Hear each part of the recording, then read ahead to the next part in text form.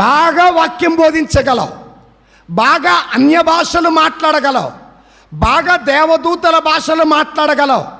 నువ్వు చెయ్యి పడితే అనేక మందికి స్వస్థత వచ్చింది.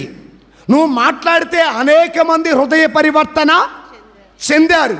ఇంత చేసినా నీలో ప్రేమ లేదనుకో, అది వ్యర్థమే. ప్రేమ ఉండాలి. ప్రేమిస్తేనే ఆదరిస్తావు, ప్రేమిస్తేనే సహాయం చేస్తావు, ప్రేమిస్తేనే ఎదుటివాడు పడే బాధ ఏంటో నీకు తెలుసుద్ది. ప్రేమించావా ఆకలేసినోడికి అన్నం పెడతావు, ప్రేమించావా దప్పికేసినోడు దాహం తీరుస్తావు, ప్రేమించావా అడిగిన వానికి లేదనకుండా సహాయము చేస్తావు. ప్రేమిస్తేనే చేస్తావు, ప్రేమించకపోతే మనం దాన్ని చేయలేం.